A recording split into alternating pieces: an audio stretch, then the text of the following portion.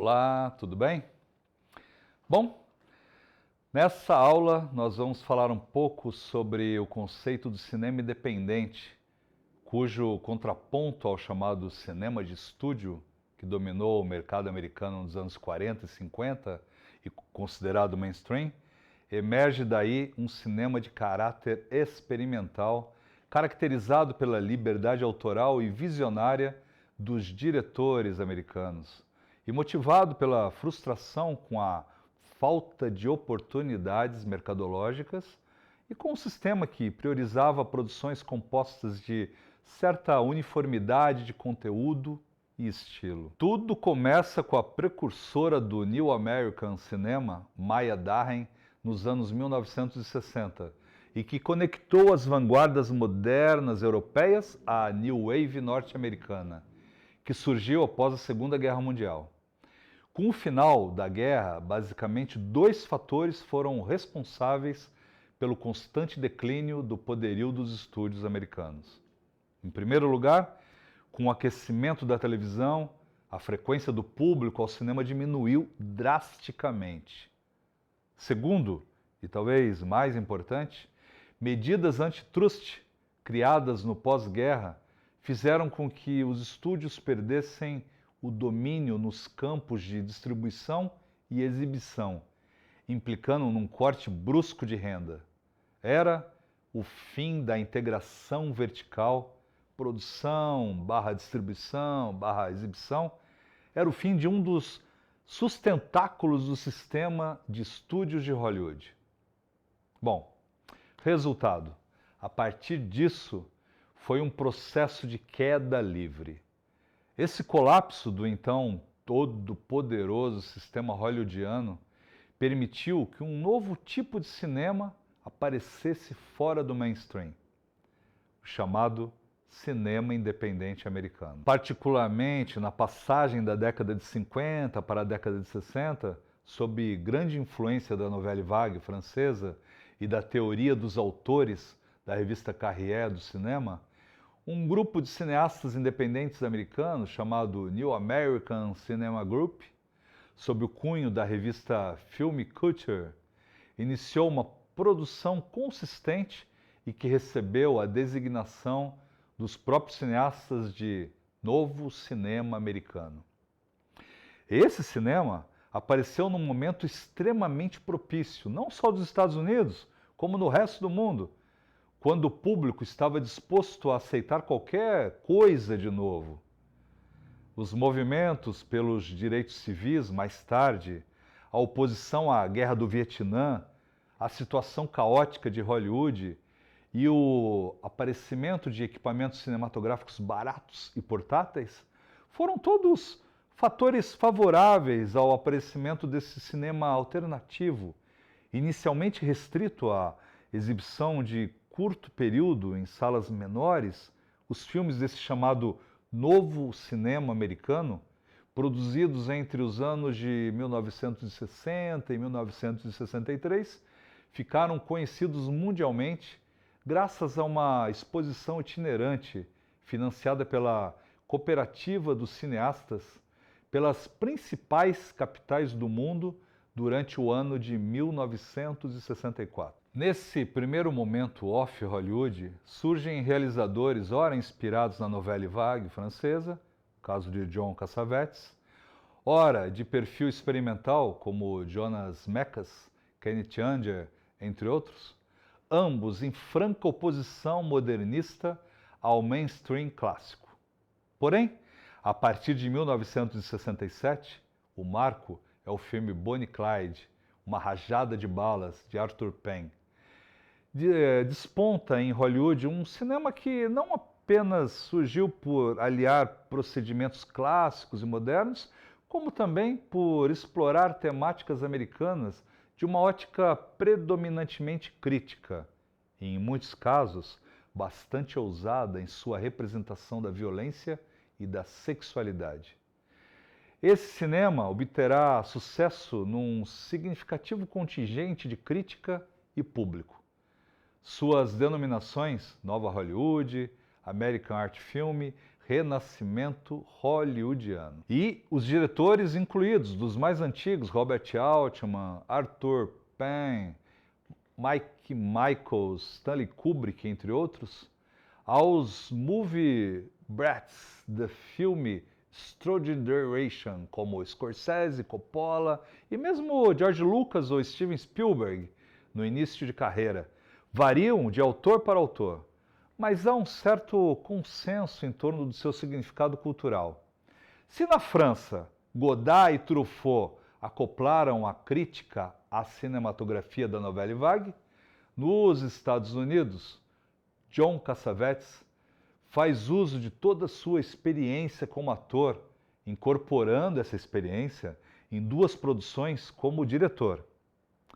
Com seu primeiro filme de baixíssimo orçamento, chamado Shadows, uma produção de 1959, o diretor destaca sua obra como o primeiro filme símbolo do cinema independente americano.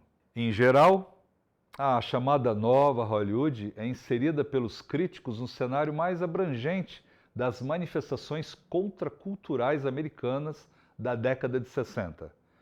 Enquanto o cinema hollywoodiano clássico expressava uma atitude fundamentalmente afirmativa para com o mundo representado, filmes-chave de Hollywood exibiam um olhar liberal que os fazia rejeitar a afirmação, propondo um ceticismo radical.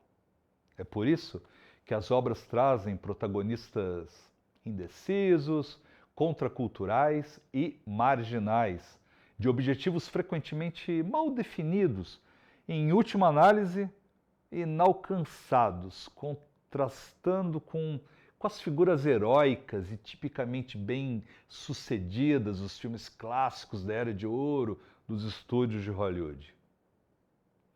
Esse cinema passa a ser dividido em duas vertentes. Uma das vertentes, chamada de filme B, ou exploitation movie, apresenta duas fases, tendo a primeira ocorrida entre o final dos anos 50 até a década de 1960, caracterizada por filmes independentes com temas tabu, exibidos por conta própria da parte de modestos diretores e produtores em feiras, parques e cinemas desvinculados dos principais estúdios. A segunda fase começa na década de 60 e tem as suas produções caracterizadas pela subversão às regras que regiam as condutas das produções anteriores.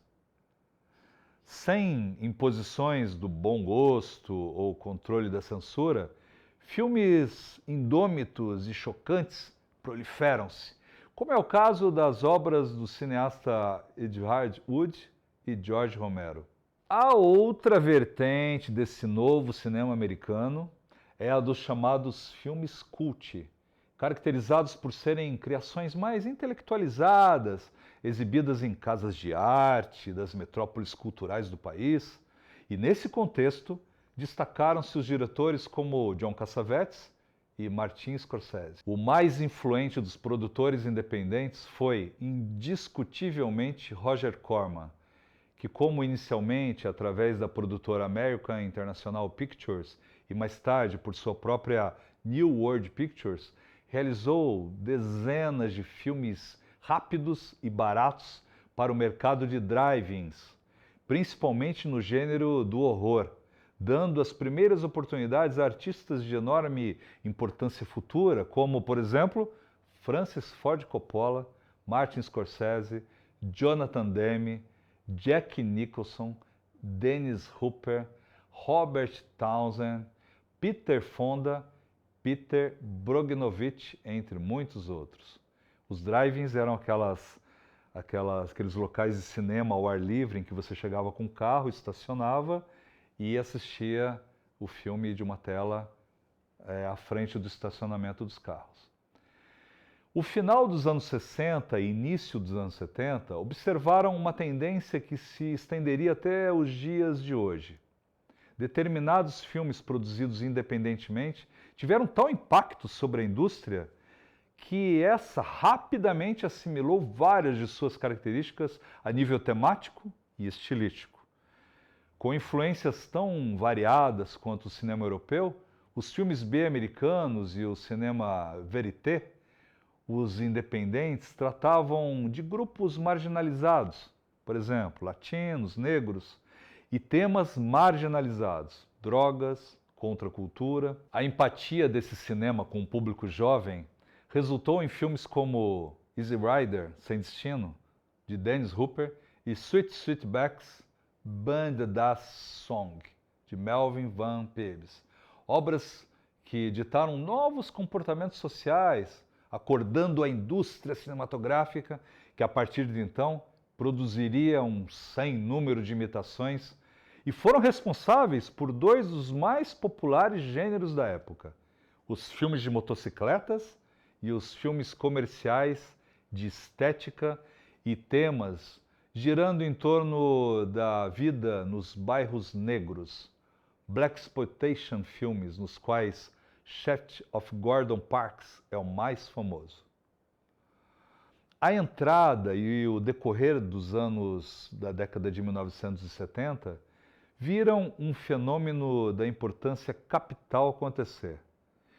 Um número de cineastas saídos de escolas de cinema viriam a reestruturar toda a indústria do cinema americano. Por exemplo, nomes como Martin Scorsese e Francis Ford Coppola seriam um contraponto perfeito entre a indústria e o mercado alternativo.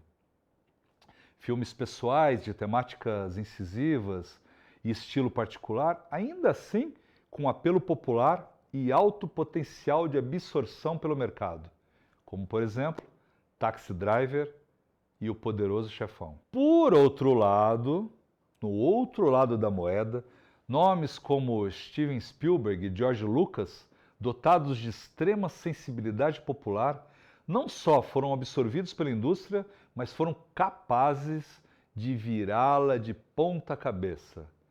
Era o aparecimento dos blockbusters, os filmes que rendem mais de 100 milhões de dólares em bilheterias domésticas. Após o retumbante sucesso do filme Tubarão em 1975 e particularmente depois do ainda melhor, bem-sucedido Guerra nas Estrelas, 2 anos mais tarde, foi rapidamente estabelecida uma dinâmica de produção para filmes de verão, filmes de apelo comercial destinados ao público jovem e lançados durante o período de férias, tradição que se mantém até hoje.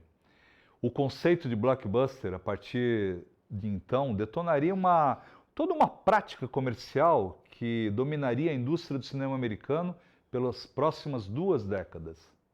Nesse período, os independentes continuavam a produzir fora do sistema, com filmes baratos, financiados pelos próprios cineastas, amigos, capital privado ou através de órgãos públicos, mas certamente a parcela do mercado exibidor dedicada ao cinema americano, que já era escassa, ficou menor ainda com o filão dos blockbusters e dos filmes com efeitos especiais. Ainda assim, a década de 70 é tida como a mais feliz do cinema independente americano até então, quando cineastas como John Cassavetes, diretor de Uma Mulher Sob Influência, e John Waters, cineasta cuja maior influência é outro grande produtor independente dos anos 50 e 60, William Castle, e também George Romero, que fez o filme Zumbi, Despertar dos Mortos, atingiram o pico da maturidade artística, e outros, como David Lynch,